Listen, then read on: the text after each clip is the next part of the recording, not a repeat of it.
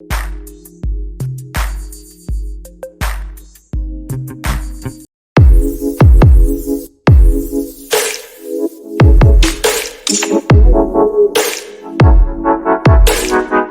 devoir et l'obligation, mais surtout la responsabilité.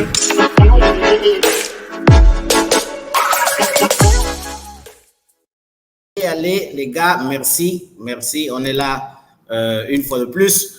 On est là lundi pour commencer la semaine avec Miakasissa de ce côté-là. Comment ça va Miakasissa? Comment tu te sens aujourd'hui? Très bien, cher aîné. Donc, tout d'abord, je te remercie de m'accueillir, d'avoir réservé le temps de m'accueillir sur ta plateforme aujourd'hui Ah non, pour merci à parler toi. marketing. Merci à toi. Merci à toi. C'est que je crois que c'est des choses qu'on avait peut-être oublié de faire dans le passé où je sais qu'on est super occupé de nos jours et c'est en train de repartir en tout cas. L'intention, c'est vraiment aider les entrepreneurs au niveau de l'Afrique. C'est aider les gens qui puissent progresser. Et aujourd'hui, tu et moi, on va parler de tout ce qui est marketing numérique. Je crois que c'est quelque chose là où on a un peu plus d'expertise et on peut vraiment aider d'autres entrepreneurs et faire des grandes choses. Qu'est-ce que tu en penses? Justement, je pense que c'est pour ça qu'on est là. Et donc, moi, je te rejoins depuis Pointe-Noire. Et je ne sais pas d'où toi tu me rejoins. Je ne sais pas si c'est important, mais en tout cas, je te rejoins depuis Pointe-Noire. Ok, Voilà. moi en ce moment, je suis en République dominicaine. Vous savez que je suis un gars qui suis tout le temps en train de voyager en Donc, République dominicaine, dans une ville qui s'appelle Punta Cana. Mais tout mon levier de croissance se trouve aux États-Unis et au Canada. Donc, c'est les zones où j'opère souvent. Mais basiquement, c'est un peu comme ça qu'on commence un peu. Salut à toi, Rodrigue.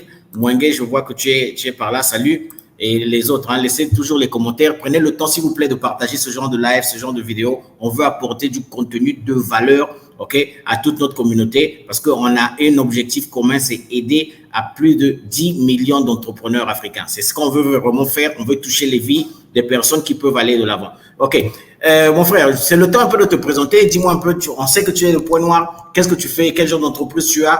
Et on va parler par là. Hein? donc voilà, moi, je m'appelle Miakasissa. Je suis entrepreneur et actuellement, mon activité principale, c'est mon entreprise dans le marketing digital où nous aidons basiquement les entrepreneurs et les chefs d'entreprise visionnaires à doper la croissance de leurs entreprises grâce au levier digital. C'est-à-dire nous aidons justement les entreprises à exploiter le digital comme véritable levier de croissance. Et tout ça, nous sommes partis d'un constat, c'est qu'en Afrique, surtout au Congo, dans le contexte du Congo, beaucoup d'entreprises peinent à utiliser ou à exploiter le digital comme véritable levier de croissance. On a des entreprises, je prends toujours un exemple simple, c'est celui d'un site web. Ici au pays, les entreprises n'ont pas encore même compris le rôle d'un site web. Pourquoi il faut avoir un site web? Les gens ne savent pas qu'un site web, c'est un média, c'est une adresse. C'est-à-dire que le site web devait permettre à l'entreprise de pouvoir faire ce qu'elle est capable de faire dans ses bâtiments physiques, c'est-à-dire vendre les produits. Ici, la plupart des entreprises vont avoir des sites web vitrines. Nombreux d'ailleurs, un grand pourcentage n'ont pas de sites web. Mais ceux qui vont avoir des sites web vont avoir des sites web vitrines qui ne servent pratiquement à rien, qui ne rapportent généralement pas d'argent. J'ai tellement d'anecdotes là-dessus. Et ce qu'on a constaté, c'est que pour les entreprises qui ont quand même décidé d'avoir un site web, on peut se dire ils ont fait un pas vers le digital. Mais souvent, on va s'arrêter à un développeur, c'est-à-dire à quelqu'un qui développe, quelqu'un qui a des compétences seulement au développement, c'est-à-dire qui va développer un site web pour une entreprise. Or, tu es d'accord avec moi, avec ton expérience, que un site web pour convertir, il faut une touche marketing. C'est-à-dire que soit la personne qui développe s'y connaît aussi un peu en marketing, pour structurer, pour faire un truc qui peut convertir les visiteurs en clients. Généralement, ils vont faire ce pas, mais ils vont tomber sur quelqu'un qui est seulement un développeur qui n'a pas de notion en marketing. Et résultat, on va avoir un site web qui va rien produire pendant longtemps. Et des fois, on va se fatiguer à continuer à payer l'hébergement. Payer l'hébergement, on va se dire, bon, écoute, ça ne rapporte rien, on laisse tomber. Voilà. Et il y a beaucoup d'entreprises qu'on croise et on demande, mais pourquoi vous n'avez pas de site web? Ils vont vous dire, ouais, on avait un site web auparavant, mais bon, il été fermées. C'est certainement que, à un moment donné, on en a eu marre de continuer à payer l'hébergement, le nom de domaine, ça ne rapporte rien. Et donc, nous, on est venu se positionner, je suis venu me positionner avec mon entreprise. Je suis dans le marketing digital, mais mon offre, ce n'est pas de vendre un site web. Mon offre, ce n'est pas de gérer les réseaux sociaux de quelqu'un. Mon offre, c'est de bâtir des stratégies, c'est de proposer un système que j'ai intitulé marketing charismatique qui aide justement l'entreprise à développer sa croissance. Et quand je dis croissance, c'est un mot générique. Croissance, chaque entreprise qui est en face de moi va définir ce qu'il entend par croissance en fonction de ses priorités du moment. Mais ce que nous vendons, c'est de la croissance. C'est d'aider à une entreprise à développer son activité vraiment à base du digital. Parce que tu peux être devant une entreprise qui va te dire que oui, moi, ce qui me manque, c'est seulement la visibilité. Mais lui, son facteur de croissance, c'est celui-là. En ce moment-là, je vais bâtir des stratégies pour l'aider à être visible. Il y a une autre entreprise que tu vas croire, va te dire, bon, écoute, moi, visibilité, je m'en fous. J'ai mon budget pour payer des publicités. Je veux des ventes. Donc lui, sa définition de croissance, c'est qu'il veut grossir son chiffre d'affaires, etc. Donc voilà un peu ce que je fais avec mon entreprise Niakasissa Digital. Ok, super. Maintenant, ça c'est quand même c'est important. Mais moi, je vois qu'on atterrisse un peu, on est un peu, parce que tu sais que nous qui sommes dans le commercial et tout ce qui est numérique, on a toujours tendance à, quand on parle un peu les gros mots, machin, après les gens ils sont un peu perdus. Ok. Si on va sur le minimum, parce que l'avantage de toutes ces personnes-là vont dire, est-ce que c'est important d'abord d'avoir un site web parce que moi, je vends déjà comme ça, changer encore de stratégie, revenir encore là-dessus et ils ne comprennent pas l'avantage et les bases. Tu vois, j'aimerais bien que tu touches, ok, que tu touches un peu une personne qui a son magasin, ok, une personne qui a son magasin, qui vend au centre, au marché, par exemple, dans son magasin au marché, un magasin bien structuré, tout ça là, ok. Maintenant, comment lui, l'avantage que lui il peut avoir pour se motiver à aller vers créer un site web. Parce qu'il va se rapprocher de toi, il va dire, OK, moi je sais que vous êtes dans le développement web et tout ça, le marketing et tout ça, mais pour le début, lui, il voit que c'est un gros investissement et il préfère pour lui freiner. Parce qu'il dit, non, c'est beaucoup de dépenses, je vends déjà comme ça, j'ai déjà mes profits, changer ma manière de faire les choses, ça serait un peu compliqué. Et surtout quand tu ne comprends pas. Parce que moi, j'ai compris que le meilleur entrepreneur dans le numérique, c'est celui qui consomme le numérique. C'est-à-dire, pour moi, je peux vite tomber dans ton filet parce que je comprends le numérique. Mais celui qui ne comprend pas, je crois, ce que moi j'ai peut-être réalisé ou ce que j'ai eu à faire, je suis aussi dans la même longueur d'onde que toi, mais moi, par exemple, je ne vends pas les sites web, moi, je suis plus dans la programmation. Qu'est-ce que je me suis rendu compte? Je me suis rendu compte qu'il fallait d'abord éduquer ces personnes-là avant de les vendre un service. Sinon, ils n'allaient rien comprendre. Le terre-à-terre, chez toi, là-bas, comment ça se passe? Ben justement, tu as parfaitement raison. C'est comme ça aussi que moi, j'ai structuré mon entreprise. C'est-à-dire que il y a mes services, je le dis toujours, mes services ne sont pas pour n'importe qui, en fait. Parce que, comme tu l'as dit, c'est difficile de toutes les façons de convaincre quelqu'un qui ne sait même pas c'est quoi un site web, de lui déposer là une facture, une stratégie, peut-être qui coûte 800 000 francs, ça passe pas. Parce qu'il n'a pas compris. Donc, il faut prendre le temps de les éduquer. C'est pour ça que, avant d'arriver à mes services, j'ai structuré une échelle de valeur. C'est-à-dire que j'ai au milieu des cours.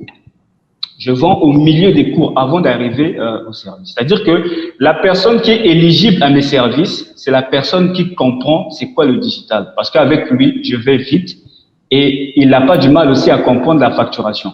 Mais la personne qui ne comprend pas le digital, très souvent, ce genre de clients ont été problématiques pour moi. Parce que c'est soit un client qui va arrêter au milieu, c'est-à-dire qu'il commence un engagement et après il arrête. Pour éviter ça, justement parce que j'ai compris qu'il faut éduquer, donc j'ai prévu une échelle de valeur, dans mon échelle de valeur, au milieu, la formation. C'est-à-dire que ceux que je trouve qui ne sont pas éligibles à mes services, parce que peut-être ils sont trop chers, je place des cours. Je place des cours qui vont les aider à comprendre, qui peuvent les aider eux-mêmes aussi à faire. De telle sorte que ils peuvent seulement me contacter lorsqu'ils n'ont pas pu faire. Pourquoi? Là, au moins, quand ils te contactent parce qu'ils n'ont pas pu faire, ça veut dire qu'ils ont touché la chose du doigt. Et lorsqu'ils viennent vers toi eux-mêmes, c'est différent. Ça peut passer parce qu'ils ont pris le temps justement de s'éduquer et tu es en position de power, comme on dit, quand ils viennent vers toi. C'est différent lorsque tu passes ton temps à convaincre quelqu'un, il te dit, il comprend pas, tu veux convaincre. Non. Donc, justement, j'ai créé cette échelle de valeur-là pour proposer des cours pour ceux qui ne comprennent pas justement. Ils ne sont pas obligés d'acheter le service, il peut continuer à consommer des cours jusqu'à ce qu'ils pensent qu'ils sont éligibles pour les services, ou alors qu'ils peuvent utiliser ce que j'enseigne dans les cours pour faire eux-mêmes, ou bien pour faire avec leurs propres équipes. Voilà, donc c'est un peu ça. C'est un peu ça. Donc c'est difficile justement, c'est très difficile de vendre à un vendeur, à quelqu'un qui n'a pas compris, parce que ça va paraître comme si tu es en train de le manipuler. C'est ce que j'ai remarqué dans mon expérience. C'est pour ça que je dis justement que moi, je refuse des clients. Il y a une catégorie de clients. Tu es aux États-Unis, tu sais très bien ce qu'on appelle les personas. C'est-à-dire que justement au début, je voulais embrasser tout le monde. J'ai vu que c'est pas un facteur qui m'aide à croître. Parce que finalement, il y a de ces clients où tu es obligé de passer beaucoup de temps à éduquer, et tu conclus pas de deal. Parce que c'est pas en claquant les doigts que tu vas les faire passer, que tu vas les faire gagner une année d'apprentissage ou deux années d'apprentissage. Donc souvent, je sélectionne mes clients. Donc je ne vais pas forcément convaincre quelqu'un qui est dans une boutique qui ne comprend pas d'aller sur le digital. S'il ne peut pas comprendre, la seule chose que je peux l'aider à comprendre, c'est j'ai vu le modèle par exemple, est-ce qu'il veut plus de prospects? Est-ce qu'il veut plus d'argent? S'il veut ça, je vois sa volonté d'avancer. Mais s'il veut ça et que en même temps, il trouve d'autres raisons, c'est peut-être pas le bon client. Parce que tu es aux États-Unis, nous savons que la qualité des clients que tu gères, ça peut avoir beaucoup d'impact sur ta croissance. Moi, je ne suis pas dans cette philosophie de travailler avec tout le monde. Mais ça ne veut pas dire que je rejette les gens, mais je mets quelqu'un à sa catégorie. Si quelqu'un n'est pas prêt, il a les cours. Au lieu de venir me perdre de temps dans des services qui va annuler au moment où on est censé, par exemple, commencer. Voilà, j'ai eu des cas comme ça. Donc, voilà, je structure un peu les choses de cette manière. Non, je crois que c'est très bien. Moi, je vais prendre le temps pour saluer un peu les gens qui sont venus sur le web. Il y a Sosten Blay. Salut à toi, Sosten. Depuis là où tu nous suis, c'est toujours important de mettre le nom du pays là où tu te trouves. C'est important. OK? Et puis, Mohamedou, salut à toi aussi. Salut. Tendresse, Bat, salut à toi aussi. Je sais que toi, tu as point noir, donc on continue. Mais ça, c'est toujours important. Les gars, laissez des commentaires. C'est le genre de truc qu'il faut partager. OK? On est souvent habitué à partager les contenus qui font rire les gens. Ça, c'est des contenus qu'il faut partager. Ça, c'est des contenus qu'il faut partager. Allez, Gaoussou Traoré, salut à toi depuis Bamako au Mali. Ça, c'est, en tout cas, les gens, il y a quelque chose, je veux prendre un instant là. Et je voulais, c'est ça l'avantage des choses que nous, on peut faire avec l'Internet. Et c'est ça l'avantage des choses qu'on peut faire pour réellement aider et faire grandir notre communauté. Passons un peu, on va prendre une minute et on revient.